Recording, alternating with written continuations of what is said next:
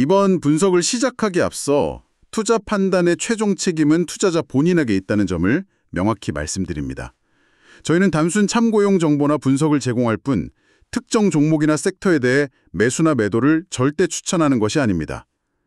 안녕하세요, 청취자 여러분. 오늘 저희는 여러분께서 공유해 주신 자료들을 바탕으로 인공지능, AI 기반 정밀의학 분야에서 아주 주목받고 있는 기업이죠. 템퍼스 AI, 나스닥 티커는 TEM입니다. 이 기업에 대해 좀 깊이 살펴보는 시간을 갖겠습니다. 네, 최근 이 회사의 기술적인 성과부터 시작해서 시장 내 경쟁 구도, 그리고 또 재무적인 측면과 앞으로의 전망까지 자료에 담긴 핵심 정보들을 좀 뽑아내서요. 템퍼스 AI가 그리고 있는 큰 그림을 이해하는 것이 이번 분석의 목표입니다. 정밀의학의 미래를 어떻게 만들어가고 있는지 저희와 함께 한번 파헤쳐 보시죠. 자, 그럼 바로 본론으로 들어가서 템퍼스 AI가 2025년에 보여준 행보부터 좀 살펴보겠습니다. 이 공유해 주신 자료들을 보니까 특히 미국 식품의약국 FDA로부터 연이어 중요한 승인을 받은 점이 눈에 확 띄더라고요. 네, 맞습니다. 이게 단순한 기술 시연을 넘어서 실제 의료 현장에서 사용될 수 있다. 이걸 이제 공인받았다는 의미일 텐데요. 그렇죠. 그게 아주 중요하죠. 먼저 2025년 9월 소식을 보면요. 템퍼스 XR이라는 RNA 기반 체외 진단기기, IVD라고 하죠. 이게 FDA 501K 허가를 받았다고 나와 있습니다. 여기서 501K 허가라는 게 그 기존에 이미 허가된 의료기기랑 실질적으로 동등하거나 더 안전하고 효과적이다. 이걸 입증해서 판매 허가를 받는 경로? 그런 거죠. 네, 맞습니다.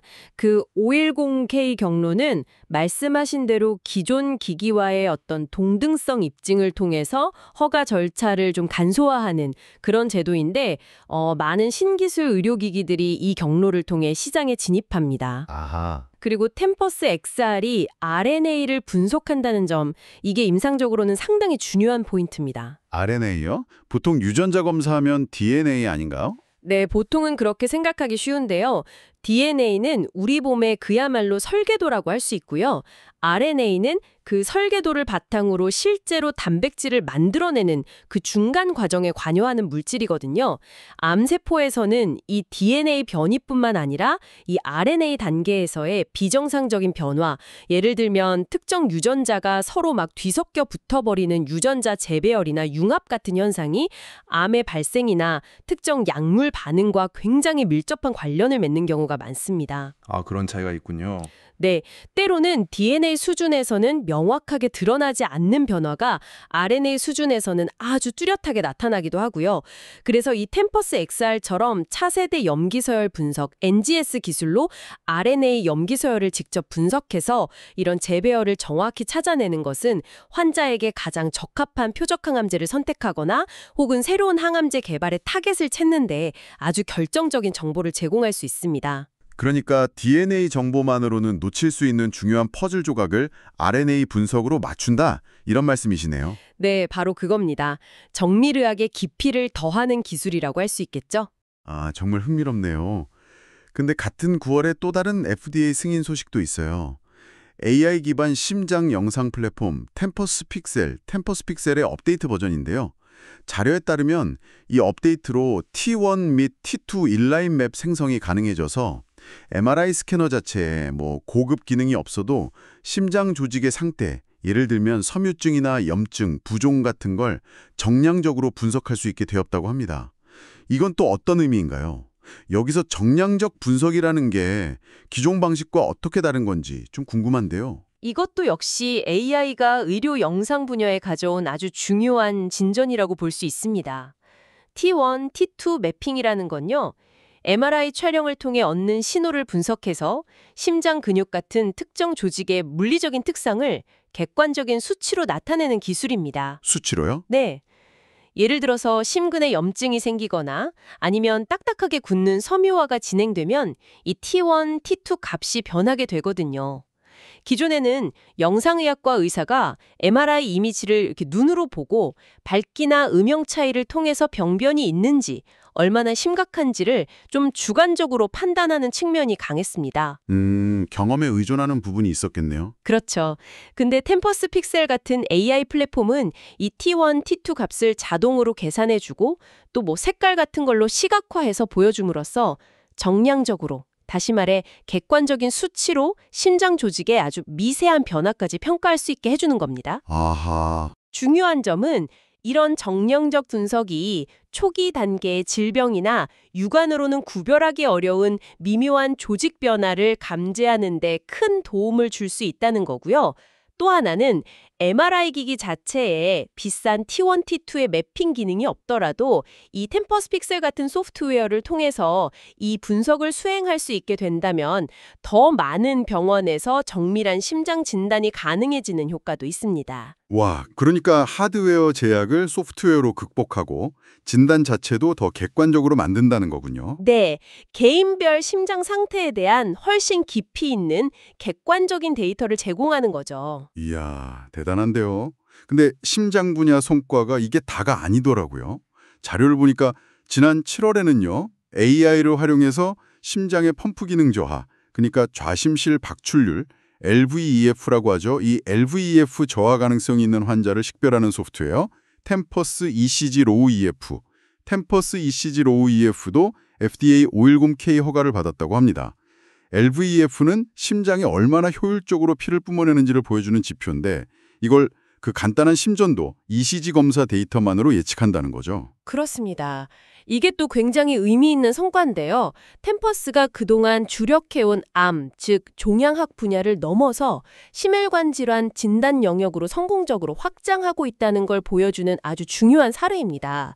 좌심실 박출률, LVEF는 심부전 진단이나 중증도 평가의 정말 핵심적인 지표거든요. 네. 보통 LVEF가 40% 미만이면 심부전을 의심하는데 문제는 이게 증상이 뚜렷해지기 전까지는 환자 본인이나 의료진이 이걸 알기가 어렵다는 점입니다. 그렇죠. 미리 알기 어렵죠. 네. 근데 이 템퍼스의 ECG 로우 EF는 거의 모든 병원에서 기본적으로 시행하는 아주 저렴하고 비침습적인 검사인 11리드 심전도 데이터를 AI로 분석해서 LVEF가 낮을 위험이 높은 환자를 미리 선별해낼 수 있다는데 큰 의미가 있는 겁니다. 아, 그러니까 심전도만으로 위험군을 찾아낸다. 네. 이런 환자들에게는 이제 심장 초음파 같은 추가 정밀 검사를 받도록 권고함으로써 심부전의 조기 진단율을 높이고 또 적시에 치료를 시작해서 예후를 개선하는 데 기여할 수 있는 거죠. 와, 정말 다양한 분야에서 성과를 내고 있네요. 결국 이런 다양한 분야에서의 혁신적인 성과들이 그냥 우연히 나오는 게 아닙니다. 그 공유해 주신 자료에서도 강조하고 있듯이 템퍼스가 보유한 그 방대한 규모의 임상 데이터, 그리고 유전체, 분자 데이터 라이브러리, 이걸 또 분석하고 통찰력을 추출하는 AI 기반 운영체제, OS라고 하죠. 이게 아주 강력한 시너지를 내고 있기 때문이라고 봐야 합니다. 데이터와 AI 운영체제의 시너지군요. 네, 실제로 미국 내 주요 암센터의 약 65%, 그리고 종양 전문의의 50% 이상과 연결되어 있고 또 상위 20개 대형 제약사 중 95%와 파트너십을 맺고 있다는 사실은 그들이 얼마나 광범위한 실제 의료 데이터, 리얼월드 데이터라고 하죠. 여기에 접근 가능한지를 보여줍니다. 95%요? 거의 대부분이네요. 그렇죠. 이 데이터야말로 템퍼스 AI 모델의 성능을 계속 고도화하고 새로운 진단법과 치료법 개발을 가속하는 핵심 연료이자 다른 기업들이 정말 쉽게 따라오기 힘든 강력한 경쟁 우위, 즉 경제적 해자, 이코노미 모트가 되는 것입니다. 워렌 버핏이 강조했던 개념이죠. 경쟁자들이 쉽게 넘볼 수 없는 그런 지속 가능한 경쟁 우위요. 아, 경제적 해자. 그 방대한 데이터 네트워크와 그걸 분석하는 AI. 그게 바로 템퍼스의 핵심 경쟁력이자 해자다 이런 말씀이시군요. 확실히 강력한 무기 같습니다. 네, 그렇습니다. 하지만 이 AI 진단이라는 게 워낙 매력적인 시장이다 보니까 경쟁자가 없을 리 없겠죠. 자료들을 보면 GE 헬스케어라든지 가던트 헬스 같은 정말 만만치 않은 기업들이 언급됩니다. 이들과의 경쟁 환경은 좀 어떻게 봐야 할까요? 네, 당연히 경쟁이 치열하죠. 먼저 GE 헬스케어, G 헬스케어 사례를 좀 보죠. 2025년 9월이면 템퍼스의 승인 소식과 거의 비슷한 시기인데 심장 CT 시스템 레볼루션 바이브가 FDA 510K 허가를 받았다고 합니다. AI 기반 워크플로우로 검사 시간을 절반으로 줄이고 단 한 번의 심장 박동만으로 선명한 심장 전체 이미지를 얻을 수 있다. 이런 점을 내세우고 있더라고요. 비침습적 심장 영상 수요에 대응하는 모습인데요. 네, GA 헬스케어는 지멘스 헬시니어스, 필립스와 더불어서 의료 영상 장비 분야의 세계적인 강자 중 하나죠. 그들의 전략은 자신들의 핵심 역량인 CT나 MRI 같은 하드웨어 장비에 AI 기술을 통합해서 장비 자체의 성능이나 사용 편의성, 검사 효율성을 극대화하는 데 초점을 맞추고 있습니다. 하드웨어에 AI를 더하는 전략이군요. 그쵸. 레볼루션 바이브 시스템 같은 경우는 AI가 환자 준비부터 영상 촬영, 후처리까지 전 과정에 개입해서 워크플로우를 최적화함으로써 검사 시간을 단축하고 영상 품질을 높이는 겁니다. 특히 그 원 비트 카디악 이미징 기술, 그러니까 한 번의 심박으로 심장 전치를 찍는 기술은 심박수가 빠르거나 좀 불규칙해서 기존 CT 촬영이 어려웠던 환자들에게도 아주 유용하고요. 이건 병원 운영 효율성을 높이고 환자의 불편함을 줄여주니까 임상 현장에서는 상당히 매력적인 요소입니다. 확실히 장점이 있네요.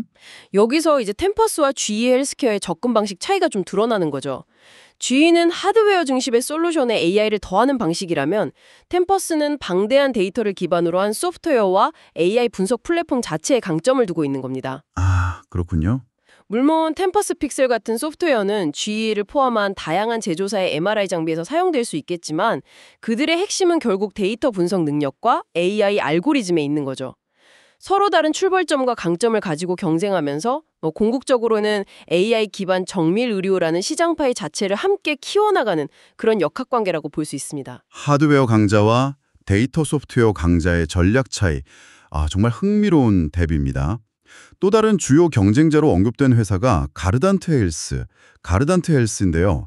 이 회사는 좀 다른 영역, 그러니까 혈액을 이용한 액체 생검 분야의 선도주자라고 하더라고요. 네, 액체 생검 분야의 강자죠. 최근 소식을 보면 전이성 유방암 환자를 대상으로 가던트 360CDX라는 동반 진단 검사가 FDA 승인을 추가로 획득했습니다. 혈액 검사로 특정 유전자 변이, ESR1 변이라고 하네요, 이걸. 찾아내서 이 변이가 있는 환자에게 특정 치료제, 일라일릴리의 인루리오라는 약이 효과가 있을지를 예측하는 데 사용된다고 합니다. 이건 템퍼스의 조직검사 기반 접근과는 또 다른 방식인 거죠? 맞습니다. 가던트 S은 액체 생검, 리퀴드 바이옵시 분야에서 정말 독보적인 위치를 점하고 있는 회사입니다. 액체 생검은 암 진단이나 치료 전략 수립에 있어서 매우 중요한 대안이 될 수 있습니다. 전통적인 방식은 암이 의심되는 부위에서 조직을 직접 떼어내 검사하는 조직 생검인데 이게 종양 위치가 위험하거나 접근하기 어려울 때, 또 환자의 전신 상태가 좋지 않을 때, 혹은 반복적인 조직 채취가 부담스러울 때는 시행하기가 어렵거든요. 네, 그런 경우가 있겠죠. 액체 생검은 간단하게 혈액만 채취해서 혈액 속에 아주 미량으로 존재하는 암세포 유래 DNA, 이걸 이제 순환 종양 DNA, ctDNA라고 하는데요. 이런 ctDNA나 다른 암 관련 물질을 분석하는 방식입니다. 환자에게 훨씬 덜 침습적이고 반복 검사가 용이하다는 큰 장점이 있습니다. 혈액 검사만으로 가능하다니 편리하겠네요. 그렇죠. 특히 가던트 360CDX처럼 동반 진단, 컴패니언 다이어그노스틱스 CDX로 승인받았다는 점이 중요합니다. 이건 특정 치료제와 딱 짝을 이루어서 이 검사 결과 예를 들면 ESR1 변이 유무를 바탕으로 해당 치료제, 일루리오의 사용 여부를 결정하도록 FDA가 공식적으로 인정한 것을 의미합니다. 약이랑 세트로 승인받는 거군요. 네, 환자 개개인의 유전적 특성에 맞춰서 가장 효과적일 가능성이 높은 치료제를 선택하고 또 불필요하거나 효과 없을 치료는 피하게 돕는 그야말로 맞춤형 정밀 의료의 핵심 도구인 셈이죠. 템퍼스의 템퍼스 XR이 주로 암조직 샘플을 이용하는 것과는 분명 다른 접근법입니다. 그럼 이 둘은 완전히 경쟁 관계인가요? 아니면 좀 다른 영역인가요? 조직 생검과 액체 생검은 각각 제공하는 정보의 종류나 장단점이 좀 달라서요. 서로 경쟁하기보다는 임상적인 상황에 따라서 상호 보완적으로 사용되는 경우가 많습니다. 예를 들어서 초기 진단 시에는 조직 생검 정보가 더 풍부할 수 있고요. 치료 중에 약물 내성이 어떻게 변하는지 모니터링하거나 재발을 추적할 때는 반복적인 액체 생검이 더 유용할 수 있습니다. 아, 상황에 따라 쓰임새가 다르군요. 조직이냐 혈액이냐 접근 방식은 달라도 결국은 다 환자 맞춤형 치료를 향하고 있다는 거네요. 경쟁 환경을 이렇게 쭉 보니까 AI 기술이 정말 다각도로 의료 현장에 침투하고 있다는 게 실감이 납니다. 네, 그렇습니다. AI는 이제 단순히 의료진의 보조도구를 넘어서서요. 의료 영상 판독의 정확성과 효율성을 높이고 방대한 임상 및 유전체 데이터를 분석해서 신약 개발 기간을 단축시키고 또 심전도나 혈액 검사 같은 아주 일상적인 검사 데이터 속에서 이전에는 몰랐던 새로운 임상적 의미를 발견해내는 등 이 헬스케어 전반의 패러다임을 근본적으로 바꾸고 있습니다. 공유해 주신 자료에서도 지적하듯이 특히 이 AI 기반 진단 시장은요. 고령화 사회 진입에 따른 만성질환 증가, AI 기술 자체의 비약적인 발전, 그리고 의료 현장에서 더 빠르고 정확하고 효율적인 진단 솔루션에 대한 요구가 딱 맞물리면서 엄청난 성장세를 보일 것으로 예상됩니다. 2024년에 약 25억 달러 규모였던 시장이 10년 후인 2034년에는 80억 달러, 그러니까 3배 이상으로 커질 것이라는 전망은 이 분야에 대한 기대감을 아주 명확히 보여주는 수치라고 할 수 있습니다. 와, 10년 만에 3배 이상 성장이라니 시장 자체가 이렇게 폭발적으로 성장한다면 템퍼스 같은 선도 기업에게는 정말 큰 기회가 되겠네요. 그렇죠. 엄청난 기회죠. 이런 기술 혁신과 시장의 기대감이 반영된 것인지 자료에 따르면 템퍼스 AI의 주가가 지난 1년간 무려 105.8%나 급등했습니다. 같은 기간 동종업계 평균 성장률이 28.4% 정도였고 S&P 500 지수 상승률은 18.8%였으니까 비교해보면 정말 압도적인 성과인데요. 네, 상승률만 보면 정말 대단하죠. 하지만 다른 한편으로 공유해 주신 분석 자료에는 템퍼스의 밸류에이션, 즉 기업 가치 평가 수준이 상당히 높다는 지적도 있습니다. 향후 12개월 예상 실적 기준 주가 매출 비율, Forward PS 레이시오라고 하죠. 이게 10.26배로 업계 평균인 5.87배보다 훨씬 높다는 거죠. 이 엄청난 주가 상승과 높은 밸류에이션, 이걸 좀 어떻게 해석해야 할까요? 시장이 너무 앞서 나가는 걸까요? 아니면 그만한 잠재력이 있다고 보는 걸까요? 그게 아주 중요한 지점입니다. 주가 상승률 자체는 분명히 시장의 뜨거운 기대감을 보여주는 명백한 증거죠. 1년 만에 주가가 2배 이상 올랐다는 건 템퍼스의 기술력, 또 연이은 FDA 승인, 그리고 미래 성장성에 대한 투자자들의 높은 평가가 반영된 결과라고 봐야 합니다. 네. 하지만 바로 그 높은 기대감이 밸류에이션이라는 측면에서는 양날의 검이 될 수 있습니다. 주가 매출 비율 PS 비율은 회사의 시가총액을 연간 매출액으로 나눈 값인데 현재 벌어들이는 매출됨이 주가가 얼마나 높은지를 보여주는 지표거든요. 그렇죠. 템퍼스의 PS 비율이 업계 평균보다 현저히 높다는 것은 시장이 미래의 아주 가파른 성장을 이미 현재 주가의 상당 부분 선반영하고 있다. 이렇게 해석될 수 있습니다. 미리 가치를 끌어다 쓰고 있다. 네, 그런 셈이죠. 즉, 투자자들은 템퍼스가 앞으로 이 높은 기대치를 충족시킬 만큼 실제로 빠르게 성장하고 결국에는 수익을 낼 것이다. 이렇게 믿고 있다는 뜻입니다. 하지만 다른 측면에서 보면 그만큼의 성과를 보여줘야 한다는 부담감이 크다는 의미이기도 하죠. 부담감이 크겠네요. 네, 만약 예상했던 것보다 스무당 속도가 더디거나 수익성 개선이 늦어진다면 이 높은 밸류에이션은 오히려 주가 조정의 빌미가 될 수도 있습니다.